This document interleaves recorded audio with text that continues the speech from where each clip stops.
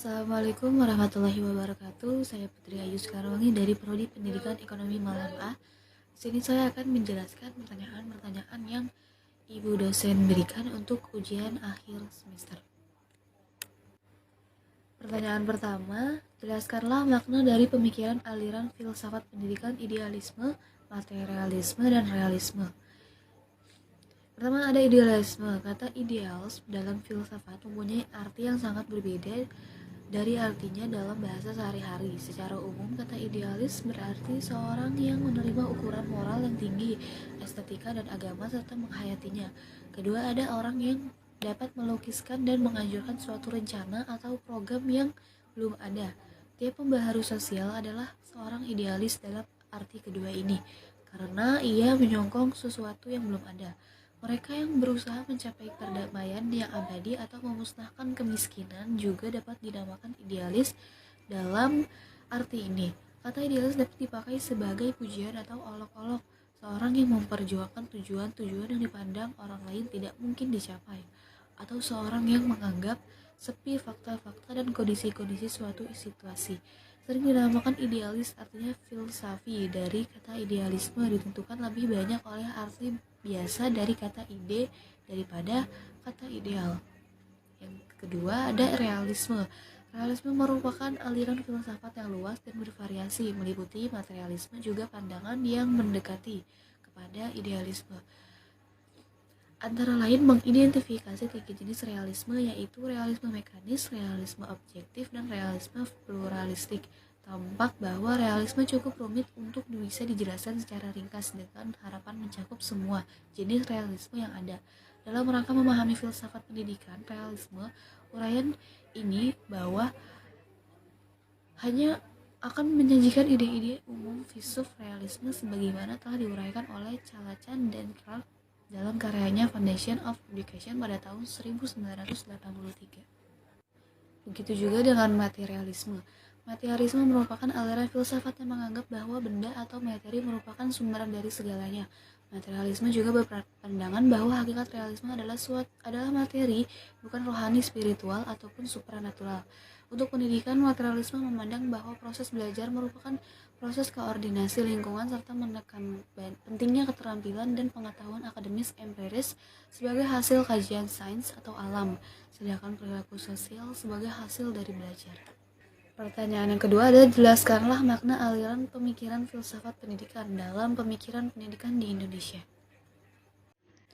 Dan menurut pendapat saya, filsafat pendidikan bersifat sistematis, artinya pernyataan-pernyataan atau kajian-kajiannya menunjukkan adanya hubungan satu sama lain, saling berkait, dan sifat koheren atau runtut.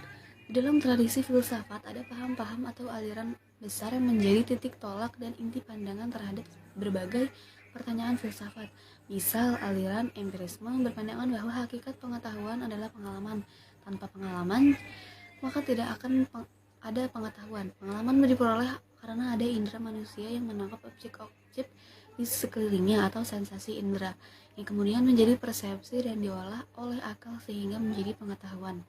Filsafat pendidikan yang berusaha untuk memahami pendidikan secara lebih mendalam menafsirkan dengan menggunakan konsep-konsep umum yang dapat menjadi petunjuk atau arah bagi tujuan-tujuan dan kebijakan pendidikan.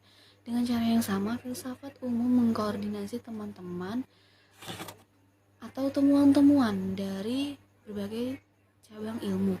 Dan filsafat pendidikan menafsirkan temuan-temuan ini untuk digunakan dalam bidang pendidikan. Teori-teori ilmiah tidak memiliki implikasi langsung dalam pendidikan. Teori-teori ini tidak dapat langsung diterapkan dalam praktik. Pertanyaan ketiga, bagaimanakah praktik pendidikan di Indonesia dalam perspektif filsafat pendidikan? Jelaskan dengan contohnya. Metafisika atau ontologi atau metafisika adalah filsafat yang mempelajari hakikat realitas terdalam dari segala sesuatu, baik yang bersifat fisik maupun yang bersifat non-fisik. Epistemologi adalah filsafat yang melakukan penelaah tentang hakikat pengetahuan manusia. Secara khusus dalam epistemologi dilakukan kajian-kajian yang mendalam tentang hakikat terjadinya perbuatan mengetahui, sumber pengetahuan, tingkat-tingkat pengetahuan, metode untuk memperoleh pengetahuan, keahlian pengetahuan, dan kebenaran pengetahuan. Aksiologi adalah filsafat yang mempelajari hakikat nilai berdasar Pada pokok penekanannya, aksiologi dapat dibagi menjadi etika, filsafat tentang baik buruk perilaku manusia, atau filsafat moral dan estetika atau filsafat keindahan. Yang keempat, jelaskan maksud dari makna meningkatkan kesempatan dan mutu pendidikan yang adil bagi setiap warga negara. Masalah pemerataan pendidikan adalah persoalan bagaimana sistem pendidikan dapat menyediakan kesempatan yang seluas-luasnya kepada seluruh warga negara untuk memperoleh pendidikan, sehingga pendidikan itu menjadi bawahan bagi pembangunan sumber daya manusia untuk menunjang pendidikan. Masalah pemerataan pendidikan timbul apabila masih banyak warga negara, khususnya anak usia sekolah, yang tidak dapat ditampung di dalam sistem atau lembaga pendidikan karena kurangnya fasilitas pendidikan yang tersedia. Pemerataan dan perluasan pendidikan atau biasa disebut perluasan keempat, belajar merupakan salah satu sasaran yang dalam pelaksanaan pembangunan nasional. Hal ini dimaksudkan agar setiap orang mempunyai kesempatan yang sama untuk memperoleh pendidikan. Kesempatan memperoleh pendidikan tersebut tidak dapat dibedakan menurut jenis kelamin, status sosial, agama, maupun letak lokasi geografis. Permasalahan pemerataan pendidikan dapat ditanggulangi dengan menyediakan fasilitas dan sarana belajar bagi setiap lapisan masyarakat yang wajib mendapatkan pendidikan. Pemberian sarana dan prasarana pendidikan yang dilakukan pemerintah sebaiknya dikerjakan setransparan mungkin, sehingga tidak ada oknum yang dapat mempermainkan program yang dijalankan ini.